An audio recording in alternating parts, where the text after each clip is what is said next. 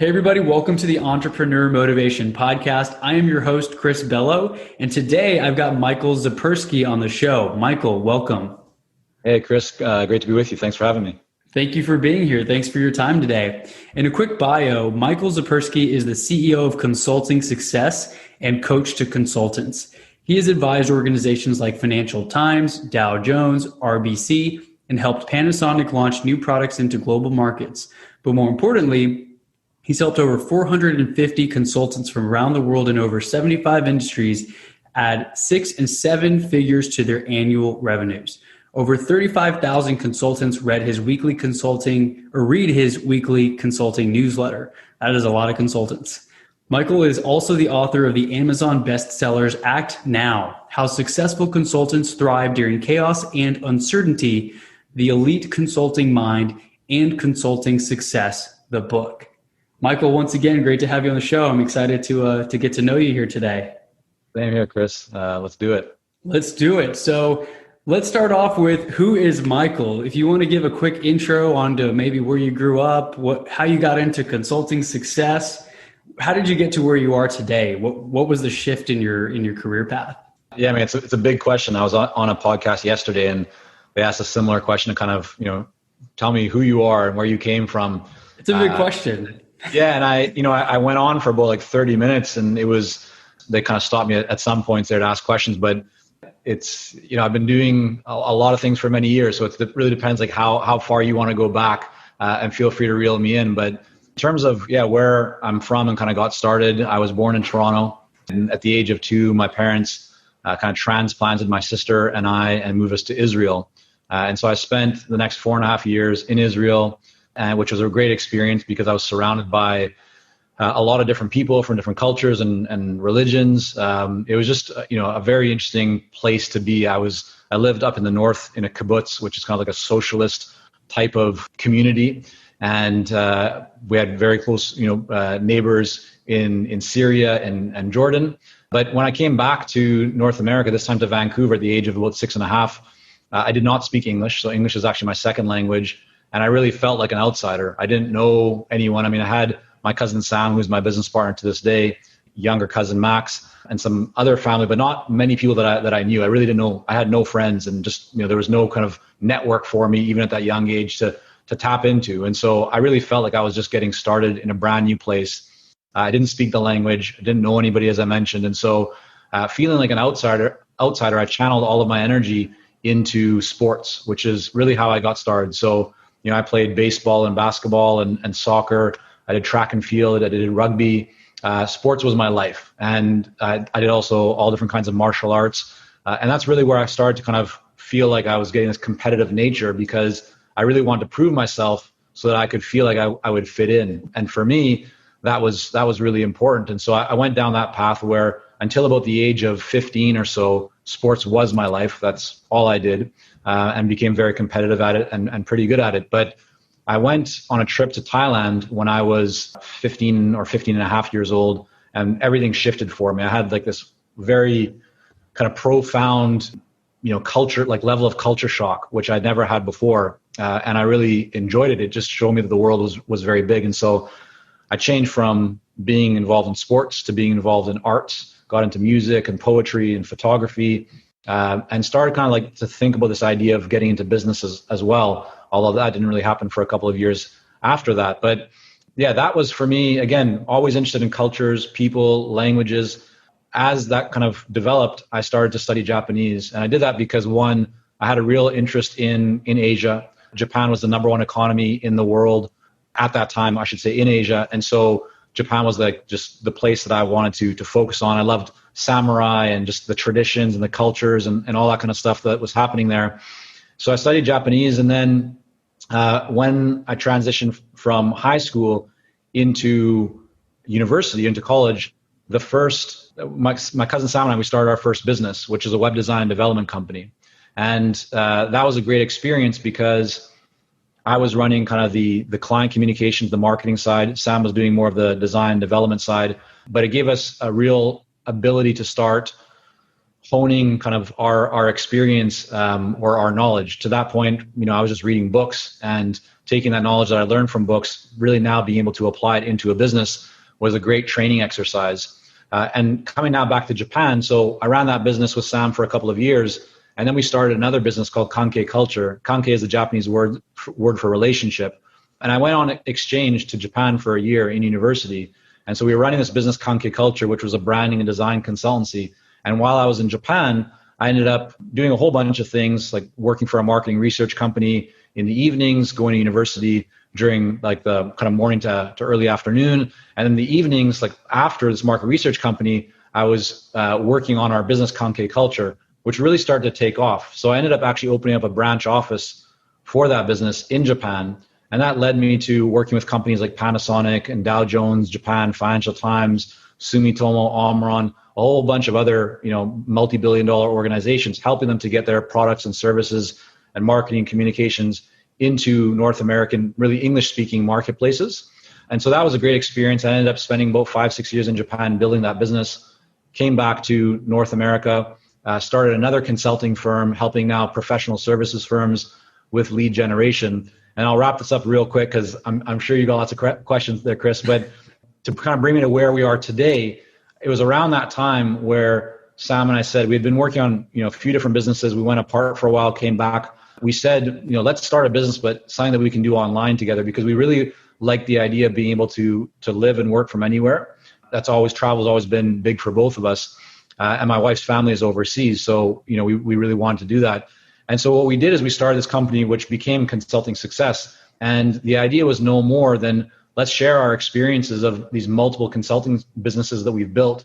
Let's share not only the successes that we had so that people can try and kind of learn from that, but also the failures or, the letdowns or just like the real stories from the trenches. And that built up a community. People said, hey, this is really great, free like articles and content, videos that you guys are putting out. But you have a course where we can learn to become a successful consultant like you've done. And we said, no, but we'll build one and create one. And so we did. And that went really well. And then people say, hey, like, love the course. It's really helped me, but can I work more closely with you? Do you have some kind of coaching or more kind of personalized training? And we didn't. So we decided to build that. So fast forward to today, we've now been running Consulting Success for about 11 years. I've been a consultant for 21 years. And we've had thousands of people go through our trainings and courses around becoming successful consultants. And we worked with several hundred consultants through our Clarity Coaching program, which is really where we personalize a plan and roadmap for them and work with them step by step to help them to grow their consulting businesses.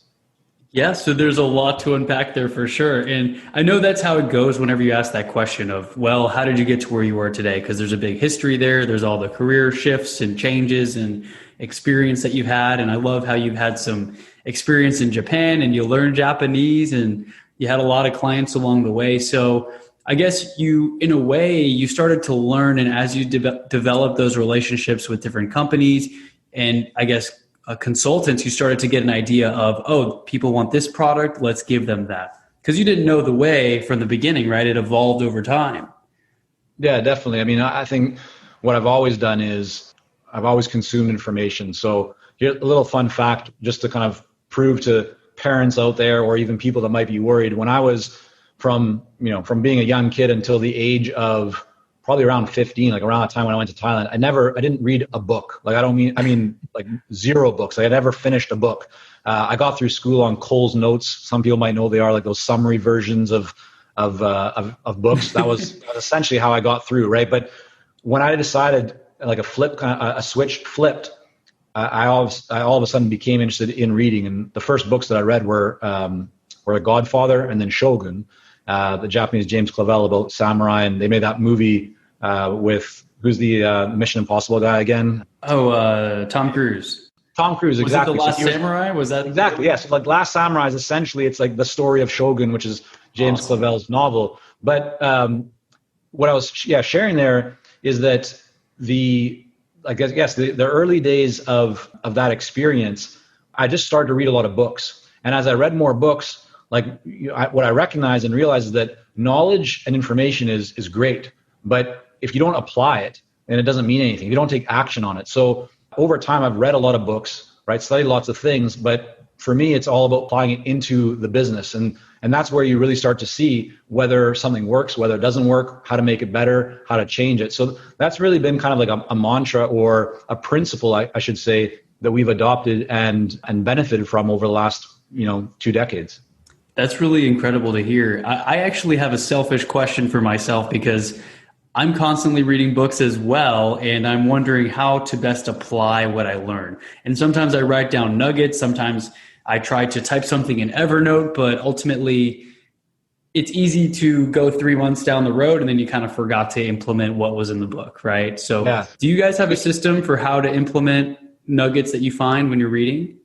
Here's what I do personally. So first of all, I'll probably throw away, let's say 90% of what I read, right? Because what I've learned over the years, or kind of just observed, Chris, is that it's very easy to overload your system with ideas. And I think this is actually what causes a lot of people to not make the progress that they want in their business and in their lives. It's because they've consumed too much. There's too many options.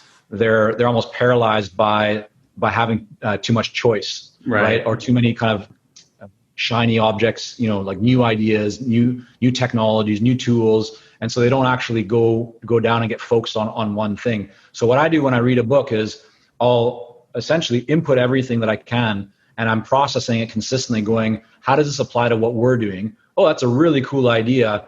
I'm sure it can be profitable for us. I'm like, it would likely work out really well, but does it fit our vision? Does it fit our goal? Does it fit our plan? And if it doesn't, then I just discard it, right? Like I just put it aside. I'm not worried about, I'm missing out on a multi-million-dollar idea, because those are everywhere, right? So it's really about what I'm looking for is, what can I learn that I can actually apply right now?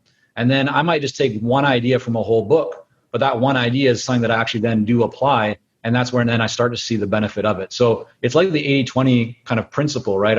I'm looking for what is the one thing that can actually really get me a big output or a big outcome. And I'm not concerned about all the other things that could create value. I'm just looking for, the few things that I believe will have the biggest value based on the path that we're on right now. Okay, great to know, because it is overwhelming sometimes when you're reading the book and they've got all these great ideas and you're like, I'm not really doing that. For example, I just started reading a book called The Artist's Way, and they challenge you to do something called the morning pages, write 3 pages of handwritten notes every single morning. And I just did my first one today, and I'm like, I already do The Miracle Morning by Hal Elrod. That takes an hour. And now I'm doing the morning pages, which is essentially kind of overlapping with the journaling that I do for the Miracle Morning. So at what point do I throw something away, and what point do I adapt what I'm doing now? So very interesting to hear. I just wrote that down in my notes. You throw away about 90% of what you read that's not applicable, and you're always focusing on what is actually applicable to what we're doing right now. Yeah, because I can't personally, I don't have the ability to store everything that I've consumed. And again, what I've observed over the years is what makes the most successful people successful is not just the information that they have, right? You can find someone who has like the Harvard degree or, big credentials, but they're not successful and they're not happy. And then you compare that to somebody who doesn't have, like maybe they didn't even finish high school, never mind university, and they're extremely successful from society's standpoint. Like, why is that? Well, in many cases, it's because it's not information that creates results, right? It's action. So what I'm looking for is not just having a lot of information. I'm looking for information that I can actually apply. And then what I want to make sure is that myself and the team, that we're then figuring out how to best apply, the ideas. And it's quite often, and quite common, I should say, that someone on the team or myself will come up with an idea that by itself, like, could be a great idea. But again, we need to filter it and go, is this something that we can take action on now? If it is, how do we do it? If it isn't, then we file it away for later or mark it down and come back to it later on. But yeah, it's, less is more, right? Simplicity, like, you can't scale complexity. And so we're always looking for what are the few things that are going to get us the best result. That's really powerful. I just read a book called Essentialism recently. Have you read that book? No, I haven't, but I've heard a lot of good things about it. A lot of good things. And I guess the title kind of gives it away that you're really focusing on, like you said, the Pareto principle, the vital few, the 20% that move the needle, because it's so easy to get distracted by all the things you could do, right, although those are not the things that you necessarily should do. And a lot of times we confuse, I could do all these things. That doesn't mean you have to do those things. And it doesn't mean that it's going to be the best use of your time. So great reminder for those in the audience to really focus on the few things that you really need to focus on to move forward in your business. And the other thing too, Chris, I would just add to that, as maybe just a kind of a bit of distinction from my perspective, is that it's also important, like as you filter through this, don't filter it by the standards of society or other people. Take this information and figure out, how do you want it to apply, to you? So let's just take your example here, Chris. You have two different kind of morning rituals where you write. Some people might say, like, yeah, this new method is like the best. Well, it doesn't necessarily mean that it's the best for you, right? And so if you're doing something and you're not feeling fulfilled or not feeling happy, then it might not be the right thing for you, because even though it may have made someone else very successful, success by itself doesn't mean that you're going to be happy. So you want to do things that you're actually enjoying, you're going to feel fulfilled by it. And typically if you do those things and you keep at them and you're committed, you're going to find plenty of opportunity to benefit and profit from that as well. Absolutely. And I love what you said there, that it's not for everyone. I mean, someone's version of success may be different to someone else's. And I think I heard the example that if you're starting to read a book and you're not finding it valuable and you don't have to commit, there's that fear of losing out. Like, I already committed to 2 chapters, or I already watched 2 seasons of The Walking Dead. For example, I don't know if you ever watched that show. I was very into The Walking Dead. I watched 2 or 3 shows or seasons in college. And then it got to a point where it's like the same story, just a different bad guy. And I was wasting hours of time watching this every Sunday when it would come out. And I finally cut the cord. I said, I'm done watching this show, because my time can be better spent doing something else or watching something else that I enjoy more. No offense to those who like The Walking Dead. I just got tired of it, But we all have that show or that book or that course that we're going through. And maybe it's not really resonating with what we need to be doing at this time. But that's a decision we ultimately have to consider for ourselves and evaluate. Definitely. So I'm looking through your bio here as well, some of the interesting business facts. So you've been building consulting businesses for 20 years. You started 6 companies and sold 2 companies. And another one here that I think would resonate with the audience, just because entrepreneurs, I mean, obviously we have that carrot in front of us of success, of financial freedom, of flexibility, working everywhere or from anywhere. And you made your first million in the bank by 31. How did that feel? I'm 30 and my goal was to be a millionaire by 30. I didn't quite hit it, but hey, if I can be there by 31, I'm excited. How did that feel for you? Was it like whatever? I mean, you just on to the next goal, or was it pretty much pat on the back? Yeah. No, I mean, it's exactly that. Like I found this consistently that as you hit certain goals, whether they're monetary goals or just other goals that are meaningful, but especially in relation to building a business, like before you reach that goal, you're already on to the next. Like it's more like, oh, you wake up one day, it's like, oh, whoa, okay, like I hit that number, like it was close for a little while, and oh, you hit that number, okay, great. There's another level. And then I remember, I think it was a couple years after that I hit the 2 level, right? And it's like, okay, now I'm at 2 million, like, okay, that's great. So but now it just kind of keeps building from there. So, I mean, I can tell you, like from my experience, and I've heard from many others, like money sounds exciting. Like, oh yeah, you have this much money. Like, but at the end of the day, it's all about, are you fulfilled? Are you happy? There's plenty of, multimillionaires or even billionaires out there that are incredibly unhappy. And that's like, life is it's not worthwhile to do things that you're not going to enjoy or feel fulfilled by. So, I mean, back to your question, it really wasn't a big thing. It was a goal that I set,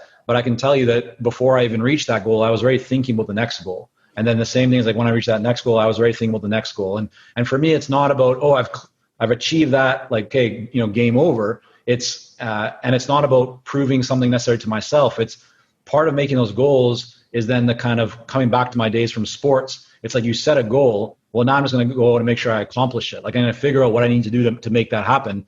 And the other big thing that I've learned, and this is not necessarily just tied to financials, but more to like being an entrepreneur and building business, that you really should be focused on not just the end goal and tying your gratification and enjoyment and pleasure to to reaching that end goal. It's really about identifying what is the journey that you're going to take and making sure that the journey, as you take those steps consistently, that you're enjoying the journey. Because if you're not, right, like that's where you spend the vast majority of your time. And so, you don't want to wake up one day going, oh, like I've sacrificed all these things that I wanted to do and people that I wanted to spend time with because I was working towards this big monetary or whatever type of goal, that I had. And then I reached it and I realized that nothing changed, and now you're unhappy. Now you feel let down. So the way that I've really thought about it, and I believe many others do as well, is you set these targets and goals just as something to work towards. But that's because, you're not like, that's just kind of the person you are, is you always want something to be working towards. So you have a target to aim for, but it's really about enjoying the journey, because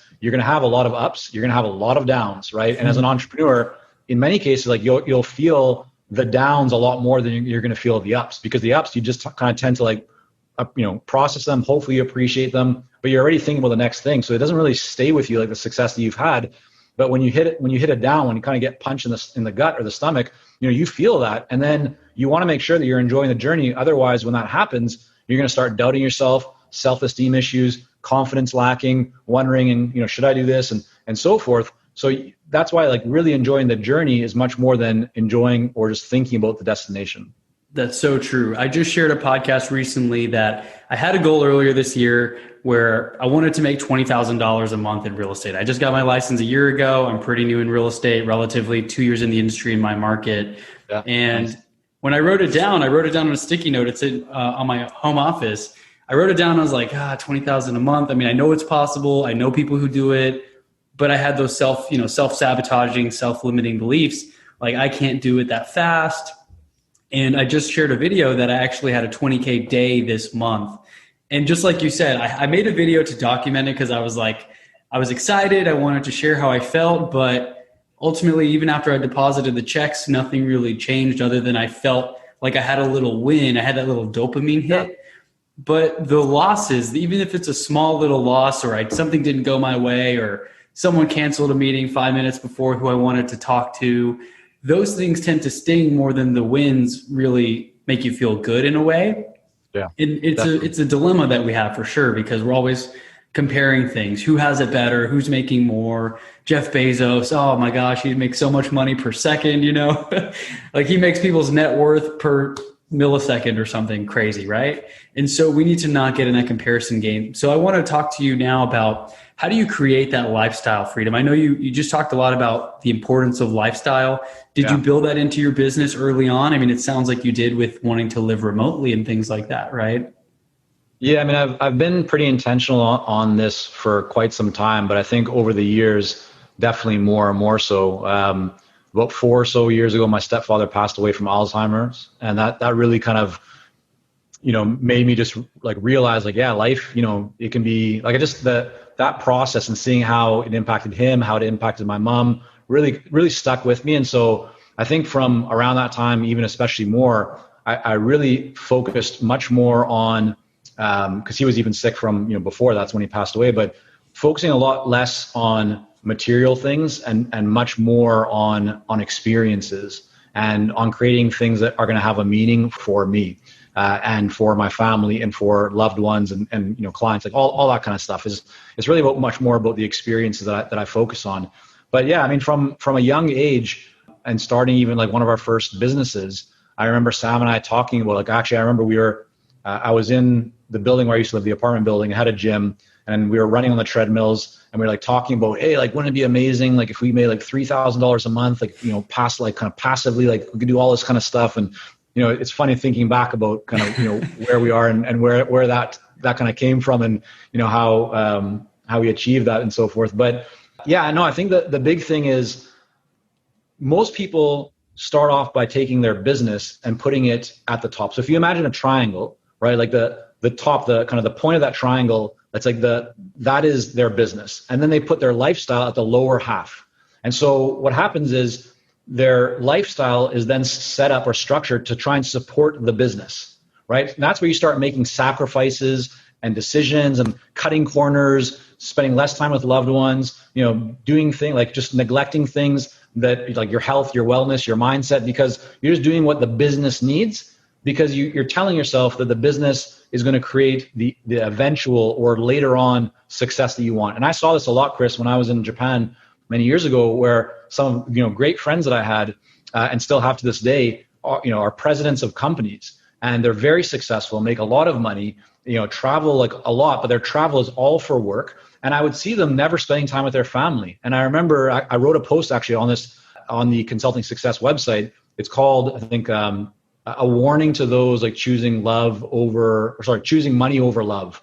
And it's where I just broke down what I saw, which is people telling, like when I asked these successful friends that I had, why are you doing this? Like, why are you working so hard? Why are you not spending time with your family right now? And like, why are you doing all this? And they said, well, I'm doing it for my family. I'm doing it because then they'll be better off. They'll have more money. They'll have more choice. Like they made this reason in their mind, which was for someone else, but in fact, they were only thinking about themselves. They weren't really thinking about the other people that they thought they were.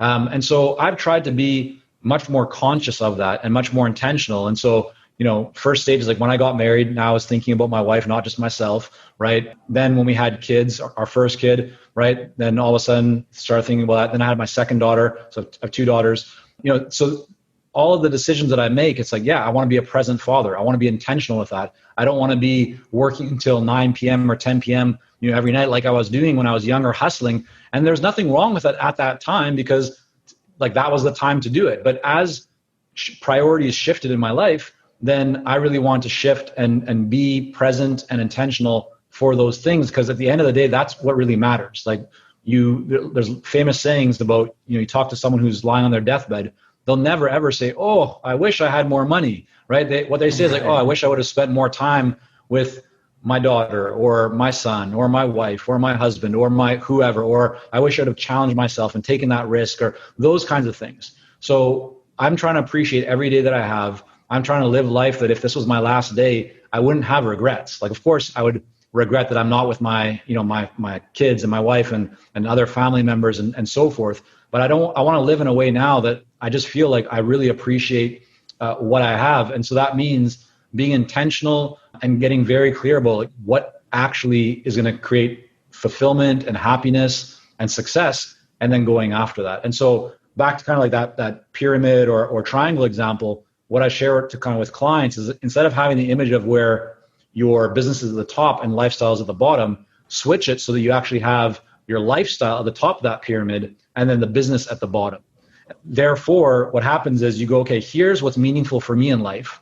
Here's what I want to achieve. Here's how I want my perfect day to look like. And maybe that is, okay, exercise, family time, knowledge, reading, eating healthy, whatever, certain things. And then you put your business below that and you figure out, okay, what do I need to do? How should I structure my business so that it actually supports the lifestyle that I want to have? Because I've seen many people, many clients, many friends who do the opposite. They have a lifestyle at the bottom, business at the top. Then they work really hard and they wake up one day and they go like, whoa, yeah, I've created this great business. Like it's making lots of money, but I don't have any personal time. I don't have a life.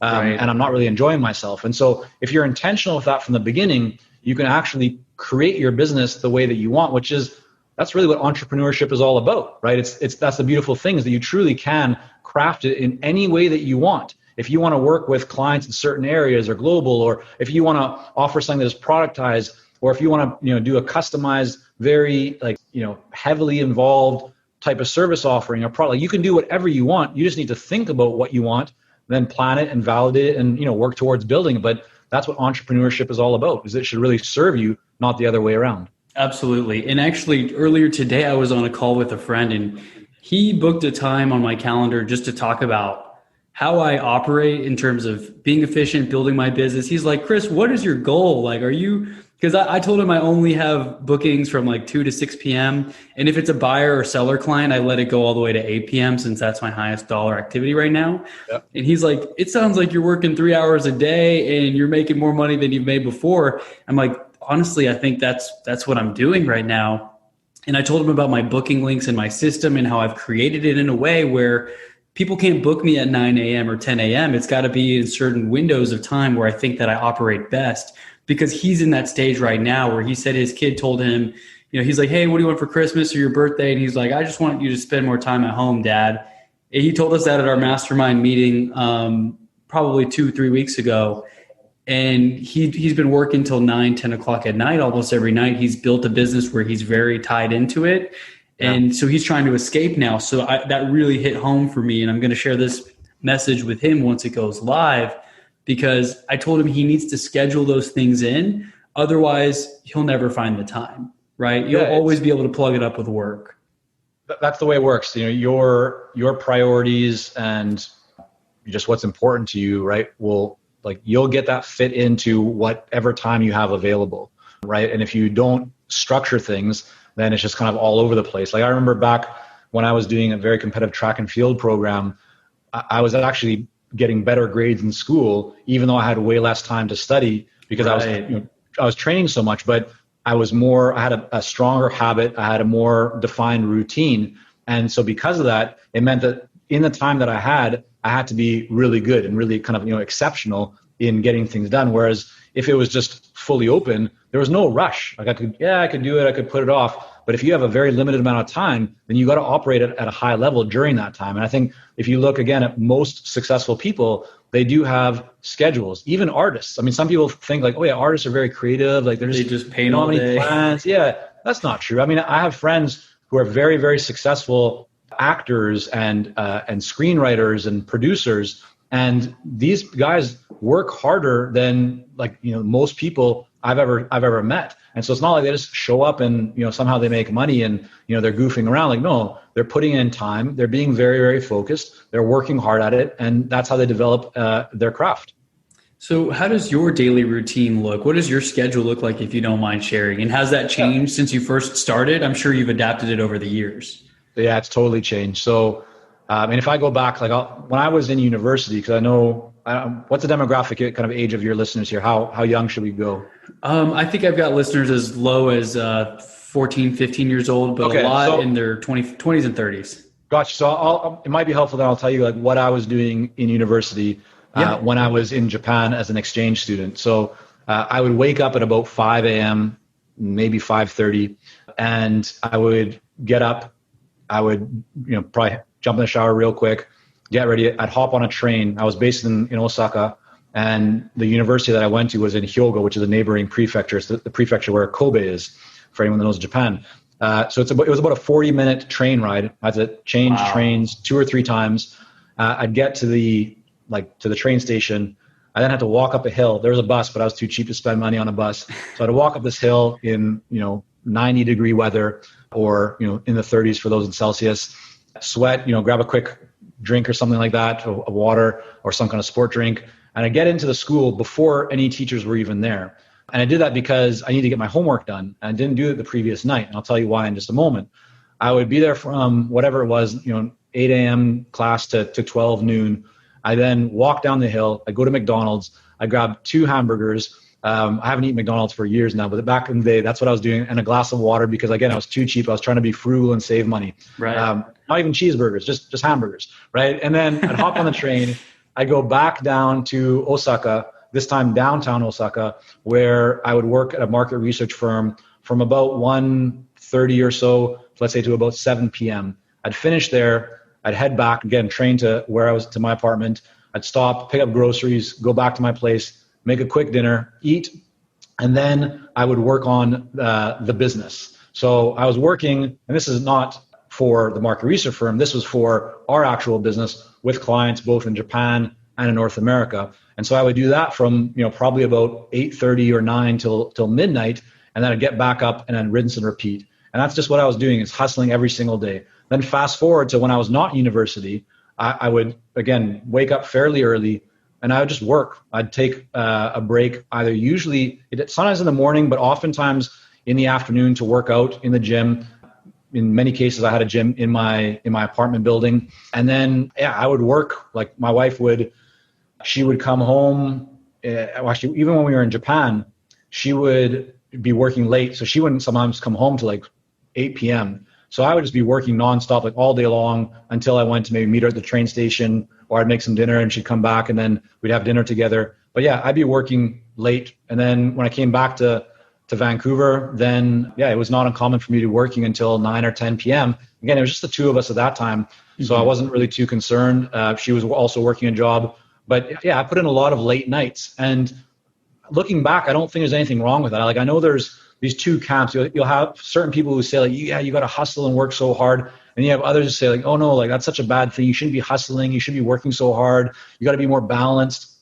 And my perspective and observation on that is that they're both right, or they could both be wrong. It's really just about that you got to find the right stage of where you're at. So in those years, I was hustling, working a lot longer hours. As the business developed and we're building team and all these kinds of things in different companies, then what I've done is shifted so that I'm now much more in control of my calendar. And I've guarded kind of when I start my day or how I'm scheduling it. So back to your question, like what am I doing today? What does my daily kind of schedule look like? So I'll typically wake up around 5:30, 6 a.m. I go for a run. I was going to the gym pre-COVID, but since COVID, I stopped going to the gym. And so I just go for a run. There's a lake not far from the house. And so I'll go and do a run around the lake, come home, and then it's breakfast, time with the kids, shower, all that kind of stuff, get ready for work. And then I'm typically heading to the office here at around 9-ish, between 9, like let's say between 9 and 9:30, typically around 9 or so. But I won't book calls until 10 or 10:30, because when I come in the office, I want to, refocus, review the plan from the previous day that I made of what needs to happen, and just really be strategic about how I'm going to execute during that day. And then depending on the day, typically Monday and Friday, I don't book client calls. These Monday and Friday are days for me to just work on strategy, to work on planning, to work on certain types of content development. Then Tuesday, Wednesday, Thursday are days where, again, typically it'll either be the morning or the afternoon will be more kind of client interactive or interactions or coaching calls, things of that nature. And then the rest of that time of the day may be structured for content creation or team meetings or things like that. But I'm typically, again, in the office from about 9:30, and then depending on the day, I might leave around 4 to 5, and then that's it. Sometimes if there's a lot going on, I might pull out the laptop at home once the kids are asleep, but typically I don't. And that's been a big change for me. I used to also work on the weekends. Before kids, I'd work, several hours on the weekends. The thing is, for me, like work it's not a thing that I despise, or I enjoy it. It's normal, right? So I'm just doing something that I actually enjoy doing. But then once I started to have kids, I would spend maybe a couple of hours like Saturday and Sunday. Then I got it down to like just a couple of hours on maybe Saturday. And then for the last probably year or so, I typically don't work at all on the weekends. Like I don't interact. I don't in emails. I'm not doing anything. I'm just keeping that for family time. Definitely. And I can see how priorities change, because I'm in that stage where you say you started out where my girlfriend works at an accounting firm. She's going to get her CPA license, and they just had a tax deadline this month. She didn't get home until 10 some nights. I'm just like, you guys are still working? That's crazy. I'm over here like, I like to work. I'm working because I want to, not because I have to. But it just drives me crazy to see how hard some people work without planning, the day before. And I understand I don't want to throw her under the bus or anything. I know a lot of accountants that spent a lot of time at the office late nights. Yeah. But when she's gone, I'm like, well, I don't have anything else to do. I guess I'll just work until 10 p.m. And it can be that toxic system of not giving yourself space, because then I find I haven't checked in with my friends. I haven't ridden a bike. I haven't gone on a jog with a buddy, on a trail. And I know COVID has changed some things too, because I'm not going into social events as much. So there's kind of that excuse. But I know that I could be doing more for my social life and maintaining friendships than I am, because it's easy to just put it as an excuse and start to work more. So thank you for sharing that. I'm just curious to see, what those in places that I would like to be, what they do for their daily routine, because I always get little nuggets, and I know my audience does as well. Yeah. So that's awesome. So right now with Consulting Success, you primarily work with consultants. Are they boutique consultants? Are they with large consulting companies? Is it all across the board? Yeah, so most of our clients range from the solo independent consultant all the way up to the consulting kind of firm owner that has typically up to about 10, maybe 15, employees or consultants under the roof. Okay. And so that ranges from anyone who's, again, moving from corporate to consulting with zero income. They're just getting started, all the way to those who are doing maybe $3-4 million a year. Okay, nice. Because I do have a few friends who've done like Bain and Company or Accenture or Deloitte, that kind of consulting. And I know there's a lot of hours associated with those types of firms in terms of a lot of travel, 90% travel, jumping on a plane on Monday or Sunday, jumping back on Thursday, and maybe you get the Friday off to work remotely or something like that. So yeah, we have quite a few of those people who have left working in, whether it is, a Bain or a McKinsey or even an Accenture or a Deloitte, and they have a great skill set, but then what they want to do is leave to go out on their own and start their own consulting business. And so those people often will also reach out in looking for some support and help around, okay, I have this knowledge, but how do I actually, I worked for a consulting firm, but how do I actually build my own consulting firm? And so we also support, many of those people.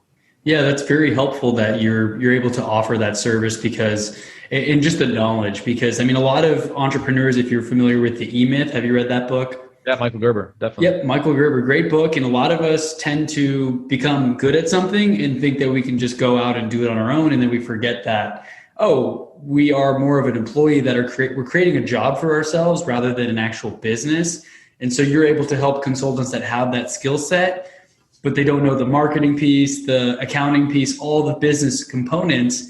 And I'm sure you really help them get their feet on the ground and help them take off running, finding clients, doing their best work without worrying about all the ifs, ands, or buts that, people have to worry about when they're starting a business. Yeah, that's exactly right. All of our clients are experts, in their own kind of subject matter and domain. Like, they're very good at what they do, but what they're looking for, and the reason that they reach out and come to Consulting Success, is they're looking for a proven kind of step-by-step, system and process and framework that they can follow that will help them to get clear on who their ideal clients are, develop messaging that will resonate with their ideal clients, develop a marketing system, look at how they can, create offers with leverage and how to position them and price them and package them, all that kind of stuff, win more proposals, put a better system in place to scale, to, create team, increase profitability, productize, all these things that are just the typical kind of, pillars or phases that you work through when you go from getting started to,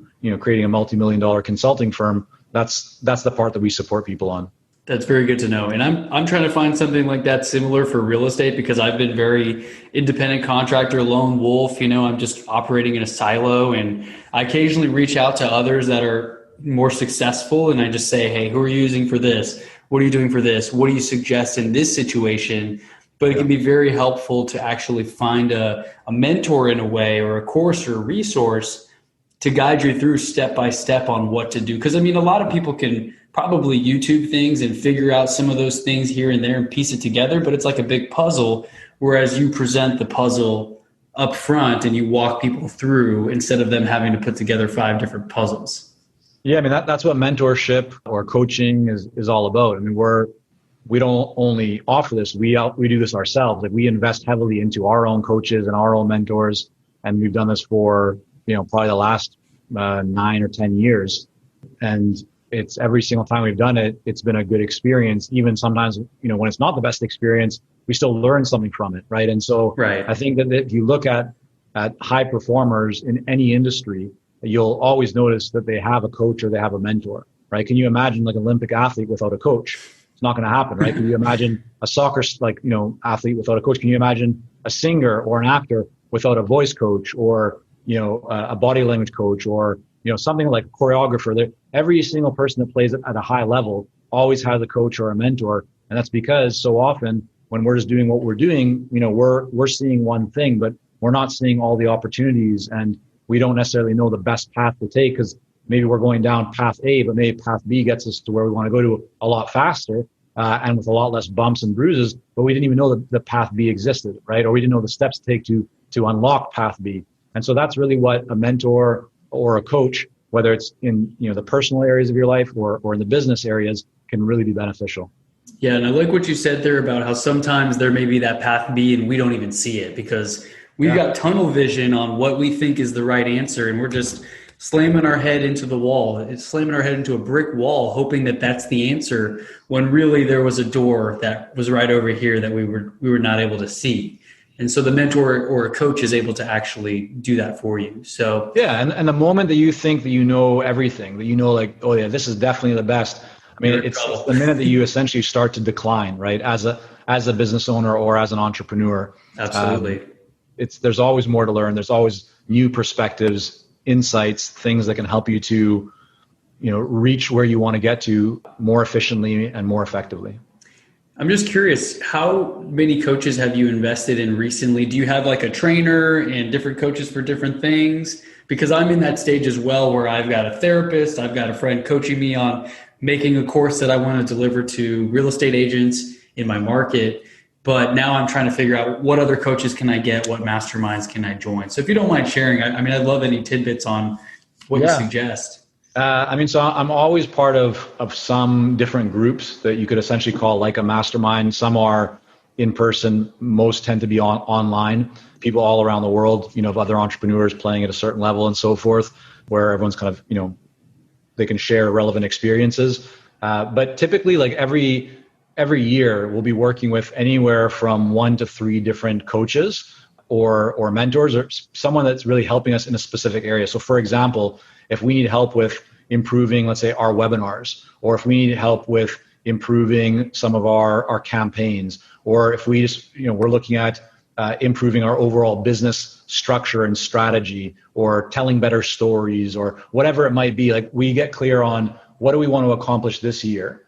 And then based on that, yeah, exactly. And so we, breaking each of those elements down, because as you start creating more success and you just have a more expansive mindset, like essentially you just become more open to possibilities and you have an abundance kind of growth mindset, then what you start to recognize is that rather than trying to figure everything out yourself, if you can just find somebody that has already done that and has demonstrated success and has kind of a proven ability and has done that multiple times, then you're actually going to lose by trying to figure it all yourself. Like you might think, oh, I'm going to be saving money by not investing in somebody. But in fact, it's going to cost you a lot more because there's something called the opportunity cost, which means that if you're taking 6 months or 2 years to reach something, but someone can show you how to do that in 3 months, well, you're losing time on that, and time is money. And so the sooner that you can start implementing that best practice or that approach, the sooner you actually start benefiting from it. And so once you see that, then you start being able to look at every aspect of your life that you feel is important to you and going, oh yeah, okay, I want to get, like I don't feel like my eating habits are where they should be. I'm going to find someone to help, like a nutritionist or whatever. I don't feel like my body is where I want it to be. And like, I want to, get stronger. Okay. I'm going to find someone like a strength coach, or I think I'm like missing some things strategically, or, as a company, like we need to get better at how we plan and how we set meetings. Okay. There's someone for that. So once you just start breaking down every aspect of your life and your business, then you can figure, okay, well, which aspect do I actually want to work on now? You typically can't work on all of them all at once. So you prioritize, and based on the ones that you feel are going to have the biggest impact, that's where you can start to search for someone that, again, can help you in those areas and then engage them and move forward with that. That's such good advice, because I was about to go and be like, I need a coach, I need this, I need that. And then I would have 5 appointments a week, which probably wouldn't be sustainable, would result in burnout. Whereas you're advising to find what you're needing help with, get a coach for that specific thing, get it handled, and then move on to the next thing. What's the next best area that we can improve? Yeah, because you need time to apply, right, and take action on what you're actually learning. Right. Whereas if you're just, again, having all these new inputs and ideas from different people, but you're not leaving yourself time to implement on it, then you're probably not going to see a great level of improvement, right? It's just new ideas, new thoughts, but you're not getting paid just to have ideas. You're getting paid to either give ideas or to implement and take action. So I think it's important. Again, just my perspective and opinion. I'm sure maybe others find a different approach works for them, but for us, it's about identifying what's going to move the needle the most, and then really focus on getting the support and expertise and building around that. And it's a little bit of a paradigm shift, because I like what you said there about it does take some getting used to in terms of paying for it instead of spending the 2 years to learn it, because a lot of people, they have that cost mindset. How much does it cost? It's too expensive. I can learn it for free on YouTube, but it's going to take 3 times as long, maybe 10 times as long to learn it, versus getting that shortcut. It really is a shortcut in a way. I mean, obviously you have to do the work. There's no such thing as a true shortcut, but you're going to learn it a lot faster when you've got someone who's been there who can help guide you. But I know we are almost at the end of the hour. I want to be respectful of your time. So you've got a little bit of a break before your next appointment. Are there any last nuggets you'd like to share with the audience before I let them know where they can find you?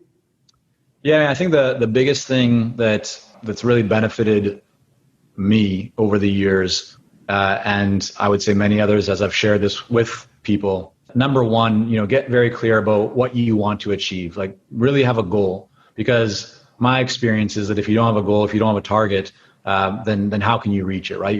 If you might stumble upon it, but most likely you won't. And so getting very clear about what you want will then allow you to build a plan to work towards it.